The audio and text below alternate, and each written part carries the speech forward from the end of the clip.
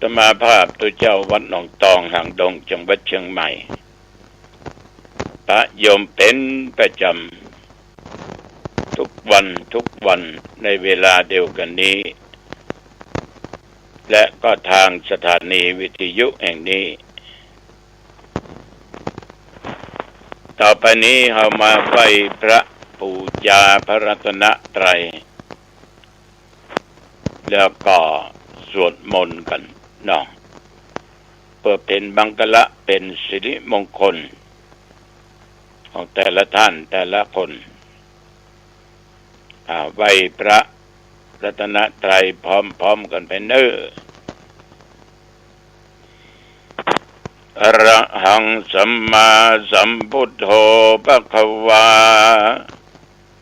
พระผู้มีพระภาคเจ้าเป็นพระอรหันต์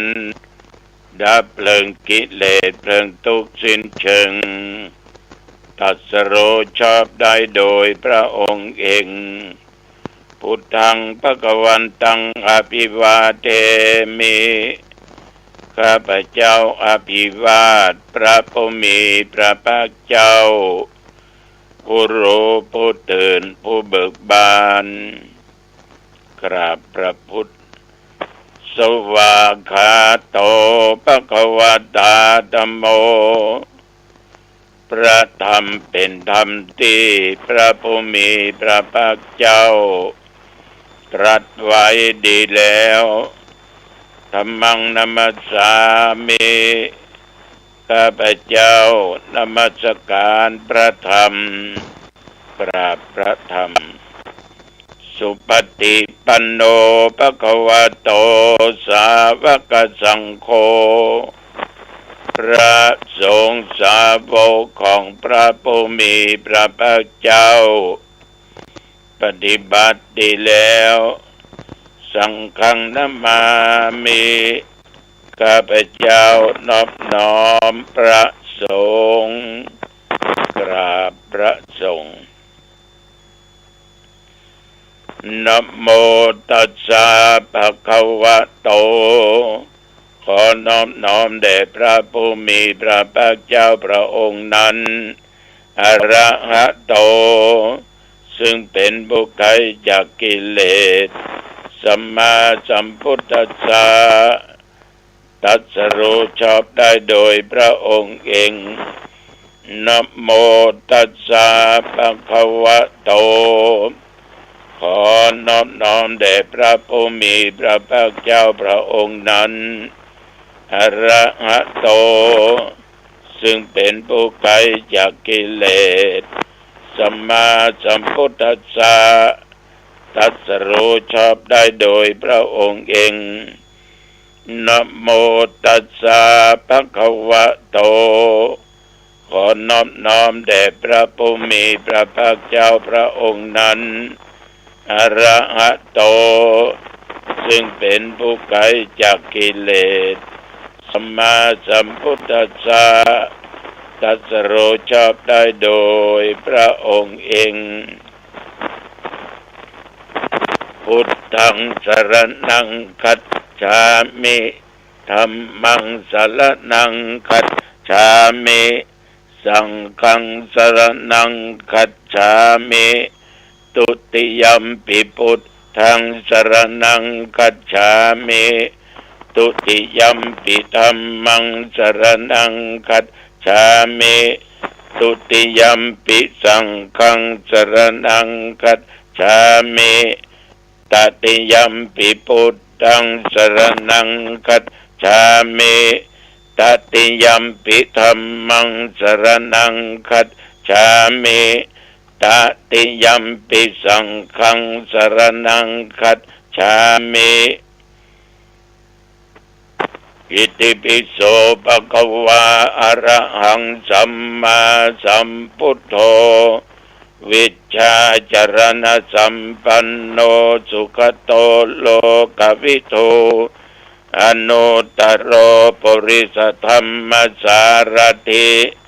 สัทธาเทวมนุสสานังพุทโธภควาติ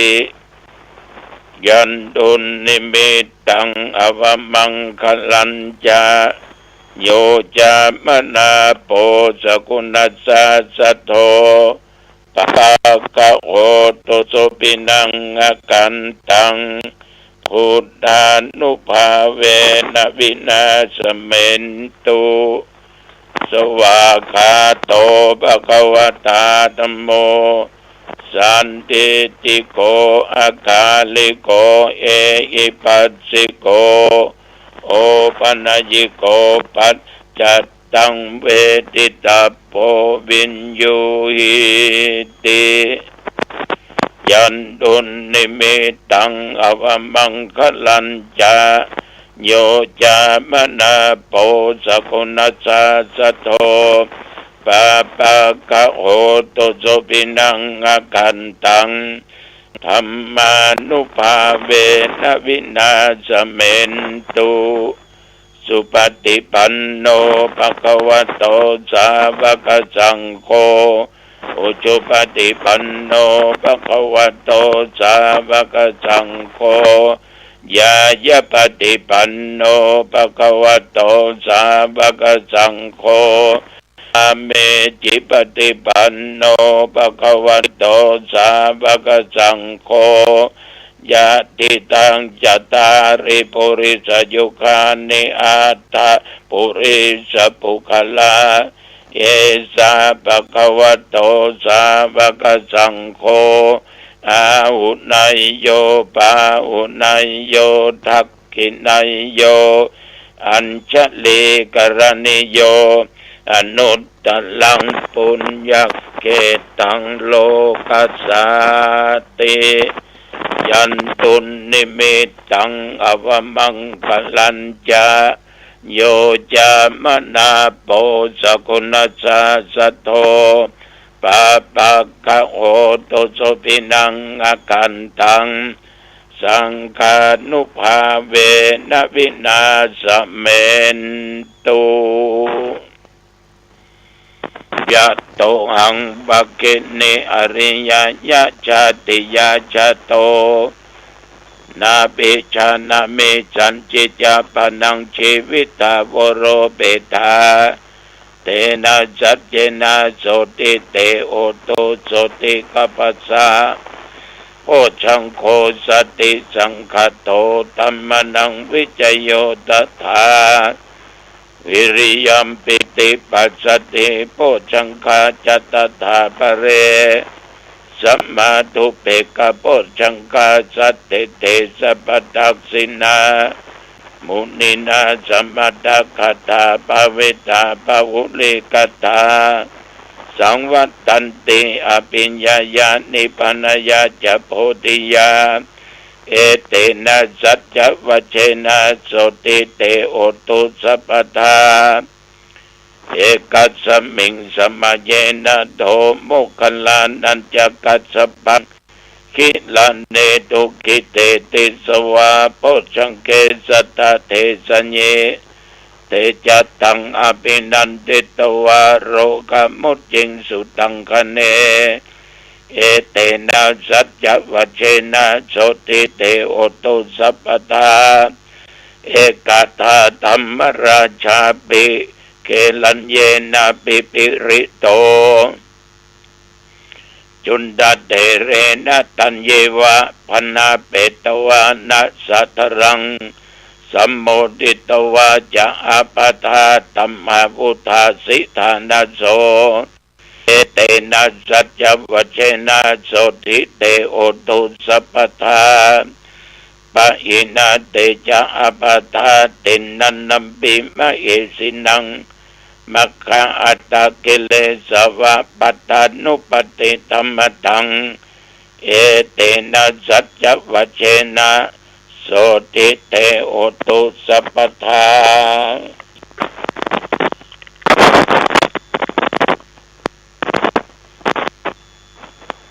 สักกัตตัวปุตตะรัตนังโอสตังอุตตมังวลังอิตังเทวมนุสสัตตังพุทธเทเชนะโสตินานัสสันตุปัตตวาสัพเพทุกขาวุปัสสมินตุเต สักขตัวธัมมรัตนังโอสถังอุตตมังพลังปะเลลังอุปัสสมนังธัมมเตเชนะโสตินานัสสันตุปัตตวาสัพเพปัญญาวุปัสสเมนตุเตสักขตัวสังฆรัตนังโอสถังอุตตมังวะลังอาหุนายังปะหุนายังสังฆเตชนะโสตินานัสสันตุปัตตวาสัพเพโรกาวุปัสสเมนตุเตภวตุสัพพมังคลังรักขันตุสัพพเทวตาสัพพพุทธานุภาเวนะสัทธาสุธิภวันตุเตภวตุสัพพมังคลังรักขันตุสัพพเทวตาสัพพธรรมานุภาเวนะสัทธาสุธิภวันตุเตภวตุสัพพมังคลังรักขันตุสัพพเทวตาสัพพสังฆานุภาเวนะสัทธาโสธีภวันตุเต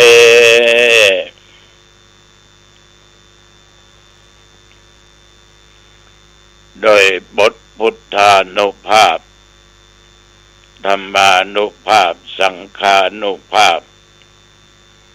บทสาธยายมนต์อันศักดิ์สิทธิ์โดยจิตอันเป็นสมาธิอัตมภาพก็ขออำนวยอวยพรด้วยแก่บรรดาญาติโยมผู้ฟังทั้งหลายที่อยู่ทั้งบ้านทั้งจองขอทุกท่านทุกคนนั้นมีสุขภาพกายใจอันแข็งแรงปราศจากซึ่งเคราะห์ปีเคราะห์เดือนเคราะห์วันเคราะห์ยามเคราะห์เมื่อหลับเมื่อตื่นเคราะห์เมื่อยืนเมื่อเตียวเคราะห์เลี้ยวซ้ายและขวาเคราะห์ต่างๆนั้นจะได้เกิดมีมาแก่ศรัทธาญาติโยมนับตั้งแต่โอกาสนี้ไปข้างหน้าขอทุกท่านทุกคนนั้นจงประกอบไปโดยโชคปีโชคเดือนโชควันโชคยามอายุปีอายุเดือนอายุวันอายุยามมีความจำเริญด้วยสติและปัญญาในกิจการงานหน้าที่ตำแหน่งยิ่งขึ้นไปอายุวันโนสุขังพลังพรสี่ประการอันล้ำเลิศอันประเสริฐนี้จงบังเกิดมีแก่ญาติแก่โยมทุกท่านทุกคนขอเจริญพรกรมอุตุบอกไว้เสมอว่า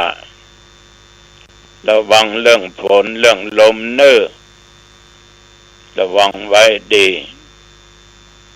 แต่นับตั้งแต่เมื่อตะวันวามาจนถึงปัจจุบันบัดเดี๋ยวนี้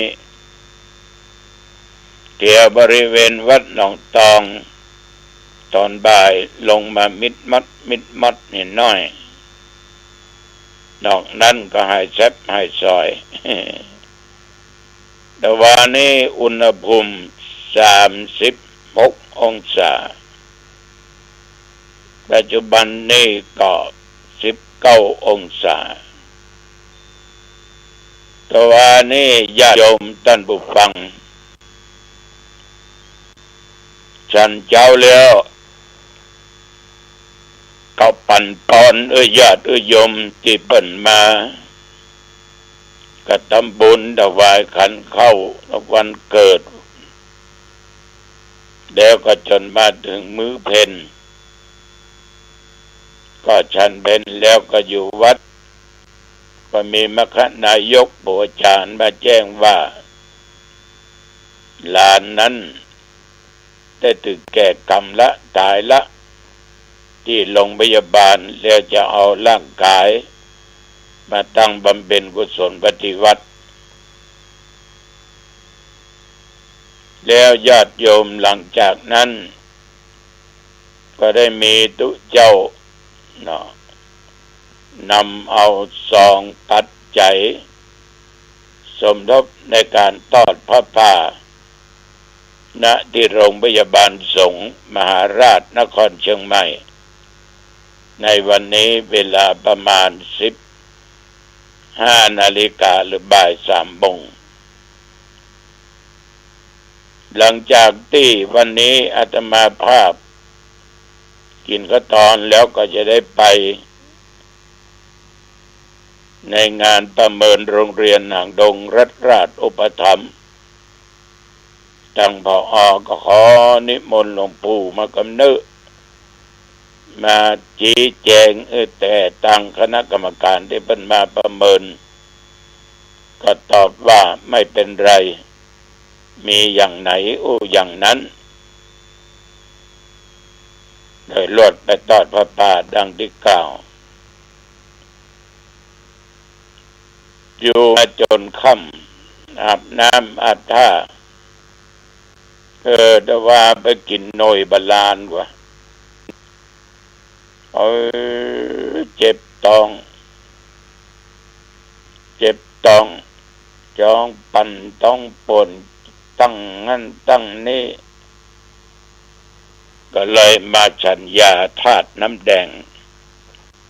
ได้สักบึ้นสักเมื่อก็กินยาแก้ลม108ก็มาลงดีขึ้นมาตามต่อปัจจุบันนี้ดีละนะข้าวก่อนเนี่ยย้อนไปหลายปีออกวัดก็รู้สึกเจ็บท้องจะไปเต้นนั่งในรถไปก็เจ็บไปอ้วกหักจะไปเต้นอำเภอสระปีเนี่ยพอดีไปถึงทางแยกเสมิงก็เลี้ยวขวาไปถึงกึ่งกลางทางเจ็บจนทนบ่ก็เลยกลับรวดแวะองค์ยายนิมนต์ตัวเจ้าในวัดไปเทศน์แทนเนี่ยก็ออกไม่ออกญาติโยมท่านทั้งหลายงานเผยแผ่ธรรมทูตวันที่ 3นี้ก็ที่วัดยังปวนนี่เป็นตำบลหนองเกี่ยวนะธรรมทูตจะไปลงที่หั่นวันที่10 เดือนสิงหาธรรมทูตจะมาลงที่วัดพลาดตำบลหนองตองเมืองดงเชียงใหม่เวลาประมาณ 19:30 นาทีนี่เป็นงานเผยแผ่พูดถึงงานธรรมทูตแล้วญาติโยมยุคตะก่อนกับยุคประเดี๋ยวมันเปลี่ยนแปลงไปนักสมัยตะก่อนเนี่ยอาตมาภาพติดซอยห้อยถามยังหลวงปู่ทองท่านพระครูศรีท่านเจ้าคุณมหากมลหลายตนหลายองค์แล้วก็ออกเผยแผ่ไปต่างอำเภอต่างจังหวัดไปที่ไหนนี่ปดคนนักกันจะยืนเรียงกันเป็นเที่ยวประตูวัดจะมีผ้าเครื่องว่ายินดีต้อนรับคณะพระธรรมทูตสองข้างตลาดทางนั้นจะเป็นเด็กนักเรียนต่อด้วยกลุ่มหนุ่มสาวจริงๆแล้วกลุ่มพ่อบ้านแม่บ้านกำนันผู้ใหญ่บ้านหน่วยงานราชการแล้วก็จะเป็นคณะของภิกษุสามเณรต้อนรับการเผยแผ่ในสมัยนั้นเนี่ยเมื่องานนี้จะอบรมข้าราชการ บ่ายโมงอบรมนักเรียนบ่าย3 โมงอบรมกลุ่มหนุ่มสาวเมื่อคืนก็แสดงธรรมแก่ญาติโยมพุทธแก่และทั่วไปคนต้องเต็มอดอัดในหมู่บ้านในตำบลนั้นจะไปกันหมดไปลงตำบลใดไปกันหมดนอนค้างคืนแจ้งก็ไปวัดอื่นนั่นตำบลอื่นนั่นดังนั้นมันม่วนคำว่าม่วนตัวเนี้ยมันดีอกดีใจมันมีคุณค่าแต่เดี๋ยวนี้ยุคปัจจุบันไปตกที่ไหนเนี่ยคำว่าอบรมนักเรียนอบรมข้าราชการกำนันผู้ใหญ่บ้านหนุ่มสาวนี่มีละเอาเมื่อคืนวันเดียวคืนเดียวนั้นตำราตำลุนพุทธเจ้าหลวงประกาศไม่พอจะลุไปเป็นตัวยากคนที่จะมาคนที่จะไปแล้วก็แยกพระเน้นไว้ติ้งอบรมพระเน้นประเดี๋ยวนี้ยากเพราะพระเน้นในตำบลนั้นมันเหลือน้อยบางตำบลมีเน้นนี่เลยแต่ว่าวันซืนไปที่ตำบลหันแก้วนั้นดีก็เน้นวัดสีล้อมกับชาวปลายละ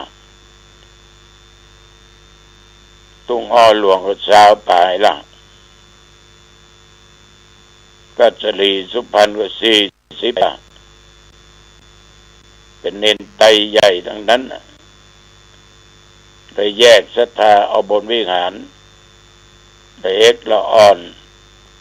ก็อยู่บนวิหารถ้าส่งองค์เด่นแยกมันก็จะได้จีนเนี่ยเรื่องตัวบทกฎหมายพระธรรมวินัยเดี๋ยวนี้มันหายากฉะนั้นญาติโยมการเผยแพร่ธรรมนั้นจะมาภาพมันชอบมันหุมไปโดยครูบาอาจารย์ได้กระเป๋าปกผ้าหามบลุงตุงตังก็หาบเอาติดตัวกันแท้ๆนอกจากหลวงปู่แล้วก็มหาทรัพย์นรินทร์โทครูบาเจ้าวัดหลองหัวแดงอดีตเจ้าคณะอำเภอและในเมืองหลายตนมันม่วนมันได้บุญนักเพราะว่ามองด้วยความสำคัญกันยุคปัจจุบันนี้หายากฉะนั้นศรัทธาสาธุชนญาติโยมท่านผู้ฟังทั้งหลายเอาทั้งหลายนั้นอยู่ด้วยกันเป็นครอบครัวก็เป็นสังคมหนึ่งจะมีพ่อมีแม่บางครอบครัวก็มีลูกมีเต้าดังนั้นในฐานะที่เป็นพ่อเป็นแม่เป็นผู้มีพระคุณต่อลูกเต้าทุกท่านทุกคนว่าตนอาตมาภาพว่าญาติว่าโยมที่นั่งฟังเนี่ยมีชีวิตอยู่ขณะนี้ได้อยู่ปัจจุบันนี้ได้กินได้ว่ามีหน้ามีตามียศมีตำแหน่งหน้าที่อยู่ในสังคมถึงวันนี้ได้ใครเป็นผู้ให้ชีวิตออกมาใครเป็นผู้ให้กำเนิดออกมามันก็พ่อแม่ฉะนั้นพ่อแม่เนี่ยเป็นผู้มีพระคุณมากบ่มีภัยในโลกนี้จะมาเปรียบเทียบได้พระคุณของพ่อแม่มีมากมายก่ายกองเพิ่นบอกว่าเอาภูเขาเหล่ากา มาทำเป็นปากกาเอาแผ่นฟ้ามาเป็นกระดาษเอาน้ำมหาสมุทรมาเป็นน้ำมึกนั่งเขียนจารึกพระคุณของพ่อของแม่นั้น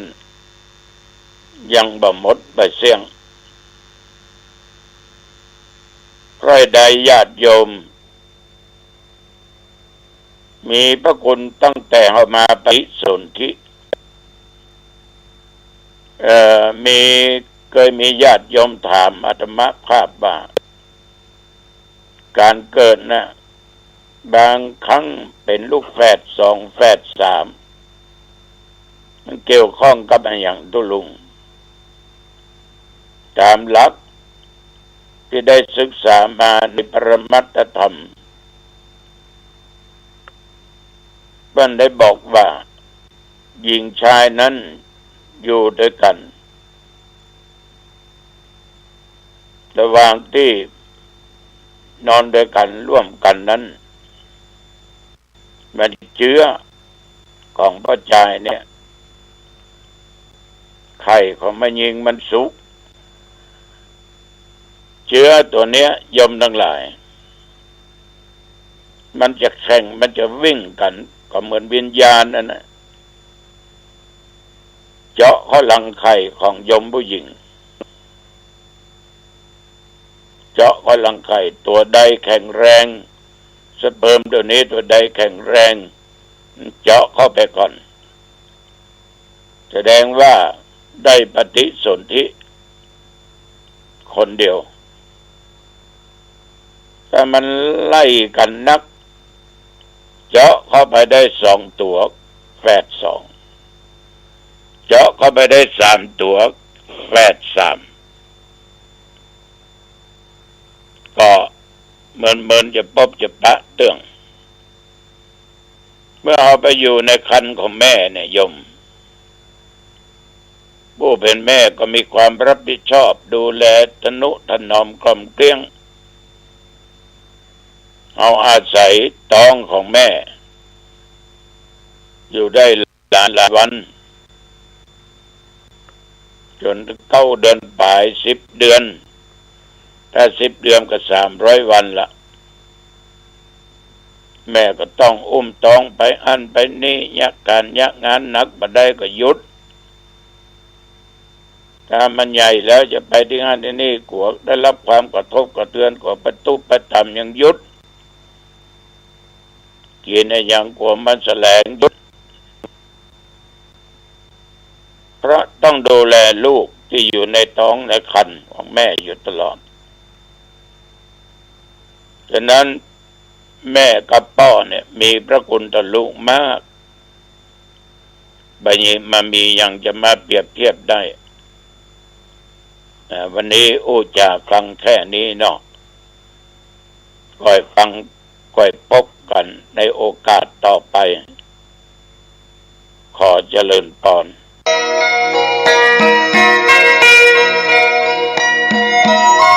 ข่าวสารงานบุญงานกุศลขอเชิญร่วมทำบุญสร้างวิหารและพิพิธภัณฑ์ครูบาปิ่นชัยณวัดบ้านกลางตำบลรีอำเภอรีจังหวัดพูนท่านที่มีกุศลเจตนาศรัทธาร่วมทำบุญได้ที่พระครูอินทวุฒิคุณเจ้าคณะอำเภอรีเจ้าอาวาสวัดบ้านกลางหรือโอนเงินผ่านบัญชีวัดบ้านกลางธนาคารกรุงไทยสาขาลีบัญชีเลขที่672857889ต่อสอบถามรายละเอียดเพิ่มเติมได้ที่0811113457ก็เป็นงานบุญงานกุศลขอเชิญท่านร่วมทำบุญสร้างวิหารและพิพิธภัณฑ์ครูบาปิ่นชัยณวัดบ้านกลางตำบลลีอำเภอลีจังหวัดลำพูนได้บุญได้กุศลได้บารมีสร้างความดีโดยทั่วหน้ากัน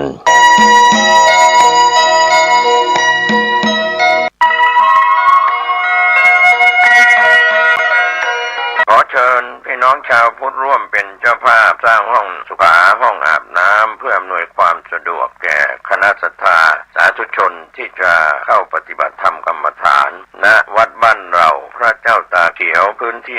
126ตารางเมตรจำนวน23ห้องประกอบด้วยห้องน้ำหญิง8ห้องห้องอาบน้ำ4ห้องห้องสำหรับผู้พิการ1ห้องห้องน้ำชายแบ่งเป็นห้องสุขา5ห้องโถปัสสาวะ3โถห้องอาบน้ำ4ห้องและห้องสำหรับผู้พิการอีก1ห้องท่านผู้ใจบุญใจกุศลร่วมสร้างห้องน้ำห้องขาตารางเมตรละ 10,000 บาทหรือตามกำลังเจตนาศรัทธาติดต่อร่วมทำบุญได้ที่ธนาคารกรุงไทยสาขาป่าซางเลขที่บัญชี79800274865ชื่อบัญชีวัดบ้านเราหรือสอบถามรายละเอียดเพิ่มเติมได้ที่พระครูภาวนาโสภิตผู้ช่วยศาสตราจารย์ด็อกเตอร์เจ้าวาดวัดบ้านเหล่าพระเจ้าตาเขียวตำบลบ้านเรือนอำเภอป่าซางจังหวัดลำพูนโทรศัพท์0969525159ได้ทุกวันขออนุโมทนากับเจ้าภาพทางไกลทางไกลและที่ร่วมทำบุญทั้งภาพปกติและออนไลน์ได้บุญได้กุศลได้ร่วมอนุโมทนาโดยทั่วหน้ากันอนิจจาเกิดมาเป็นมนุษย์ดังคำพุทธาเตือนให้อาวรณ์จนมีผู้ดีไม่ใฝ่ฝัน